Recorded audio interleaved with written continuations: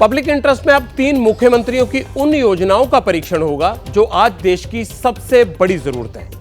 देश के 3 राज्यों के मुख्यमंत्रियों ने जिन मॉडल्स की ओर अपना कदम बढ़ाया है वो हमारे सिस्टम की सेहत को सुधारने के लिए बहुत जरूरी है। उन 3 योजनाओं के बारे में जानने से पहले पटियाल आपको उन्हें लागू करने वाले तीनों मुख्यमंत्रियों के बारे में जानकारी देना चाहता है। पहला नाम है पश्चिम बंगाल की मुख्यमंत्री ममता बनर्जी। अपनी सरकार में फैले करप्शन से नाराज ममता बनर्जी अब अपने मंत्रियों और अफसरों पर बुलडोजर चला रही हैं। बिना डरे अपनी कमियां खुद बता रही हैं। दूसरा नाम है आंध्र प्रदेश के मुख्यमंत्री चंद्रबाबू नायडू का।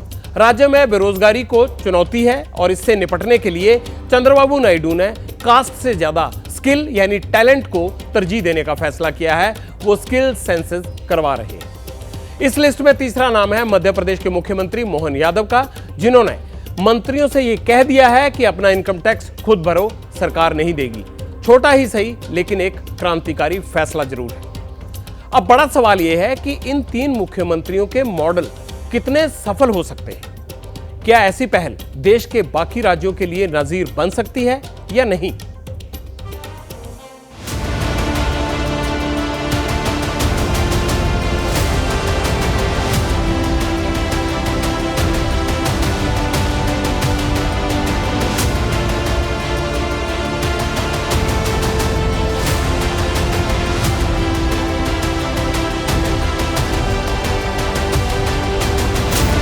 जाति नहीं, स्किल पूछेंगे। देश में पहली बार स्किल सेंसस आंध्र प्रदेश राज्य में नायडू जी शुरू करने वाला है। अपने मंत्री के करप्शन पर बुलडोजर।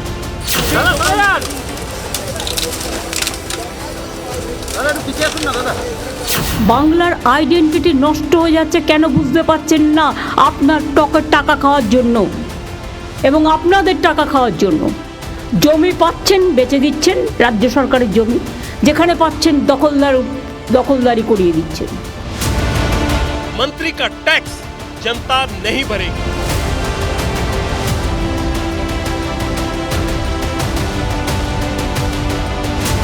तीन मुख्यमंत्रियों के क्रांतिकारी कदम। क्रांतिकारी चैलेंज, क्या देश करेगा स्वीकार? सबसे पहले बंगाल की मुख्यमंत्री ममता बनर्जी के एंटी करप्शन मॉडल की बात होगी। इसके परीक्षण के लिए पटियाल आपको पश्चिम बंगाल लेकर चलेगा। ममता बनर्जी का गुस्सा जग जाहिर है, लेकिन अब दीदी के निशाने पर उनके मंत्री और विधायक आ गए हैं और इसकी वजह है बंगाल में लोकल लेवल पर बढ़ रहा करप्शन। ममता ने अपनी पार्टी के करप्शन के खिलाफ बुलडोजर निकाल दिया है। ममता बनर्जी को लगातार करप्शन की कई शिकायतें मिल रही हैं। कहीं मंत्री की शह पर अवैध कब्जा किया हुआ है, कहीं एमएलए ने अतिक्रमण करवा रखा है, किसी मामले में अफसर शामिल है, कहीं सरकारी सिस्टम को करप्शन की कमाई का सोर्स बना लिया गया है। ऐसे लोगों पर अब ममता बनर्जी ने डायरेक्ट एक्शन शुरू कर दिया है। पटियाल आपको एक्शन की वो तस्वीरें भी दिखाएगा, लेकिन सबसे पहले आप भ्रष्टाचार के मुद्दे पर भरी सभा में ममता दीदी के सार्वजनिक गुस्से को देख लीजिए। বাংলার আইডেন্টিটি নষ্ট হয়ে যাচ্ছে কেন? बंगाल की पहचान खराब हो रही है क्योंकि आप लोग पैसे खाने लगे हैं। जहां राज्य सरकार की जमीन दिखती है आप बेच देते हैं या दखल करवा दे रही हैं। वर्स्ट परफॉर्मेंस म्युनिसिपल का सबसे बुरा परफॉर्मेंस है। इन्हें बनाया क्यों गया है मुझे तो यही समझ में नहीं आ रहा। म्युनिसिपल बनाने का फायदा क्या है अगर आम जनता को उसका लाभ ही न मिले? हावड़ा में कंजर्वेशन का कोई सिस्टम अभी तक क्यों नहीं है? अर्बन डिपार्टमेंट के मेयर से पूछूंगी। मुझे जवाब अभी नहीं चाहिए, आप पॉइंट नोट कर लीजिए। फिलहाल জঞ্জালের ভ্যাট নিয়মিত পরিষ্কার হয় না, सफाई नहीं हो रही, रास्ते में पानी आ रहा है। विधानसभा का चुनाव हो या लोकसभा का, ममता बनर्जी अपने दम पर हर चुनौती से निपटती हैं। अब दीदी की सबसे बड़ी चिंता है पश्चिम बंगाल में टीएमसी के खिलाफ बनता पब्लिक परसेप्शन। बंगाल में टीएमसी नेताओं का करप्शन। कोलकाता में एक बैठक के दौरान ममता दीदी का कुछ नेताओं को नाम लेकर सीधा करप्शन के मामले में अटैक करना एक बड़ी बात है। विधाननगर के टीएमसी विधायक सुजीत बोस पर सॉल्ट लेक और राजार घाट इलाके के अतिक्रमण करवाने का आरोप है। हावड़ा सेंट्रल से विधायक हैं और मंत्री अरूप राय, उनके खिलाफ अवैध उगाही का आरोप है। हावड़ा नॉर्थ से विधायक गौतम चौधरी के खिलाफ भी अवैध उगाही कराने के गंभीर आरोप लगे हैं। नेताओं के अलावा अतिक्रमण, उगाही और अवैध कमाई में लगे अफसरों को भी दीदी ने सुधर जाने की चेतावनी दी है। যিনি দায়িত্বে আছেন, जिनके पास जिम्मेदारी है वो क्या कर रहे हैं? अमृता राय बर्मन, एसडीओ हावड़ा। आप क्यों नहीं इस मामले को देख रही हैं? सॉलिड वेस्ट मैनेजमेंट, रिसाइकलिंग, ये सब सुविधाएं तो हैं हमारे पास। अपने मन से टेंडर बांटते हैं, पता नहीं कौन कितना खा रहा है। गैंग अप हो गया है। আমি সরি, मुझे माफ कीजिएगा, लेकिन मुझे ये सब कहते हुए खुशी नहीं हो रही है। मैं दुखी हूँ। जब मैं रास्ते से गुजरती हूँ और कोई भी लाइट खराब दिखती है तो तुरंत फोन करती हूँ। घंटों लाइट जलती ही रह जाती है। सोचते हैं सरकार का पैसा है, सरकार तो देगी ही, लेकिन ये पैसा आ कहाँ से रहा है? ये जनता का पैसा है, ये समझना होगा। अब पटियाला आपको ममता बनर्जी के इस गुस्से का आफ्टर इफेक्ट दिखाएगा। इसकी तस्वीर आज शाम ही कोलकाता से सामने आ गई।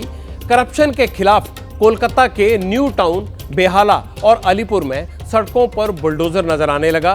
जहां भी करप्शन वाला अतिक्रमण नजर आया, उसे या तो उखाड़ दिया गया या फिर उसे हटाने के लिए पूरी तरह से तहस नहस कर दिया गया। अरे आउटपुटটা দেখো चला क्यों नहीं रहे? এই মফি স্যার হ্যাঁ দেখো হ্যাঁ জলদি ফোনটা কাটতে राज्य के अलग अलग जिलों में अवैध हॉकरों को हटाया जा रहा है। जिस जगह पे मैं खड़ा हूँ, सॉल्ट लेक का ये इलाका है। इस जगह पे, इस फुटपाथ पे कल तक दर्जनों दुकानें हुआ करती थी, लेकिन रातों रात अवैध अस्थायी दुकानों को हटा दिया गया है।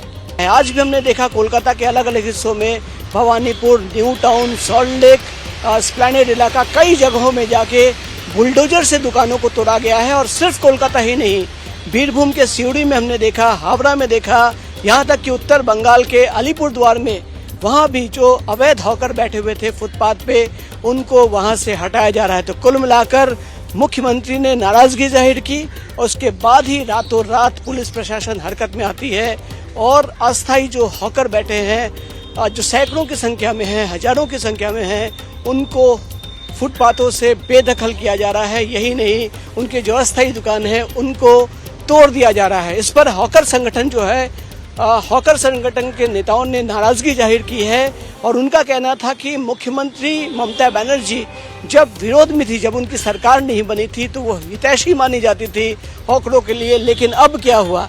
अचानक मुख्यमंत्री ममता बनर्जी ने क्यों हॉकरों के खिलाफ ये बयान दिया, जिसके बाद से बुलडोजर चलाया जा रहा है।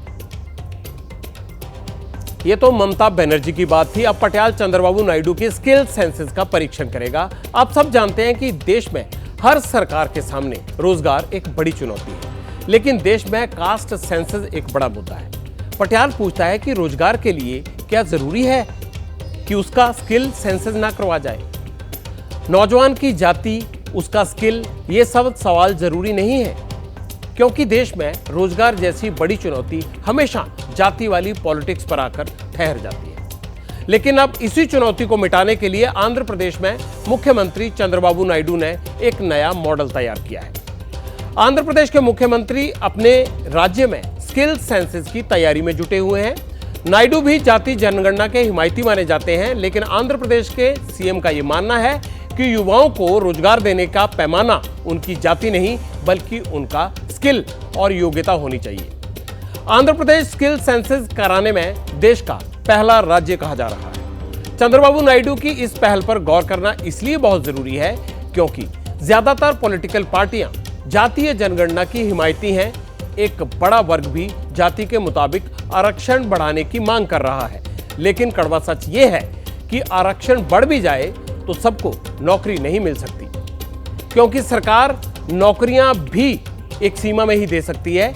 इसीलिए नौजवानों को स्किल का अपडेट कर उन्हें नौकरी के भंवर से निकालना एक सही रणनीति हो सकती है। लेकिन ये तभी हो सकता है जब देश की तमाम सरकारें स्किल और एलिजिबिलिटी को प्राथमिकता दें। स्किल सेंसस के बारे में दुनिया को पहली बार नायडू जी के द्वारा सबको मालूम हुआ है। स्किल के लिए कैश की ज़रूरत क्या है? कैश सेंसस अलग है, स्किल सेंसस अलग है। स्किल सेंसस केवल हम हर एक फैमिली के पास जाके उस फैमिली में एजुकेटेड लोग, उनका एजुकेशन क्वालिफिकेशन क्या है, उनका स्किल क्या है। अभी हर एक युवा में बहुत तरह के स्किल उनके पास अवेलेबल होता है, उसको हम जानना पड़ेगा। उसको अगर स्किल अपग्रेडेशन करना तो भी हमको पहले बेसिक इन्फॉर्मेशन होना। हम वो डाटा प्रिपेयर कर रहे हैं, स्किल अपग्रेडेशन के लिए वो काम आएगा और उन लोगों को अच्छा नौकरी दिलाने के लिए भी काम आएगा और इन्वेस्टर्स को अट्रैक्ट करने के लिए भी ये डाटा काम आएगा। तो ऐसा एक यूनिक आइडिया नायडू जी ने शुरू किया है। चंद्रबाबू नायडू के स्किल सेंसस पर देश के सांसद क्या राय रखते हैं, अब ये भी आप सुनिए। कि पहले देखी जाए जनसंख्या उसके अनुपात में ही तो नीतियां बनेंगी। अब स्किल उसके अंदर गिन लीजिए। पर जहाँ तक सवाल ये है, पहले जातिगत जनगणना का मैं समर्थन, सरकार देखकर फैसला करे। ये सरकार तो पूंजीपतियों की सरकार है, बड़ों की सरकार है, गरीबों की तो। कास्ट सेंसस होगा तब हम एक बेहतर स्किल की बात कर पाएंगे कि किसको स्किल की जरूरत है, किसको नहीं। मुझे लगता है कि कास्ट स्किल सेंसस बहुत बड़ा इम्पोर्टेंट है। लोगों को रोजगार मिलना बहुत बड़ा जरूरी है। अनएम्प्लॉयमेंट खत्म करने के लिए स्किल सेंसस की आवश्यकता है और ज़्यादा कास्ट सेंसस की आवश्यकता नहीं। दोनों के पक्ष में हूँ, कास्ट सेंसस के पक्ष में भी हूँ, स्किल सेंसस के पक्ष में भी हूँ, ताकि इससे हमारे देश में जो पिछड़े हुए हैं, जो दलित हैं और जिनमें हुनर है और उनको मौका नहीं मिलता, इन सभी को मौका। अब पटियाला आपको मध्य प्रदेश लेकर चलेगा, जहां के मुख्यमंत्री मोहन यादव ने एक क्रांतिकारी फैसला लिया है। क्या है यह फैसला? मुख्यमंत्री मोहन यादव ने कहा है कि सीएम हो या मंत्री, अपना इनकम टैक्स वो खुद भरेंगे। मध्य प्रदेश में पिछले 52 साल से सरकार सीएम और मुख्यमंत्रियों का आयकर भर रही है, लेकिन अब आगे से ऐसा नहीं होगा। मध्य प्रदेश में इनकम टैक्स के लिए सरकार ने 2023-24 में सरकारी खजाने से 69,07,000 रुपए खर्च किए थे। इसके बाद 5 साल की बात करें तो मंत्रियों के टैक्स भरने के लिए सरकार ने 3,17,00,000 रुपए खर्च किए। 3, 4, 5 करोड़ सरकार के लिए बड़ी रकम नहीं है, मान लिया ये। इससे कोई महत्वपूर्ण काम नहीं रुक जाएगा, लेकिन जनता के मन में सरकार के प्रति सम्मान बढ़ता है।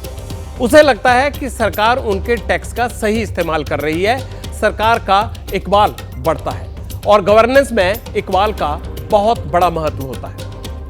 जैसे ही घड़ी का काटा दोपहर 2:30 पे आए, बबीता जी का दिल सास बहू साजिश के लिए मचल जाए। और ये है इनकी बहू, पूरे दिन ऑफिस की टेंशन हो जाए गॉन जब ये करें अपना फेवरेट शो फ्री टाइम पे ऑन। इनकी तरह आप भी देखें अपना फेवरेट शो अपने टाइम पर और डाउनलोड कीजिए एबीपी लाइव ऐप अपने स्मार्ट टीवी पर।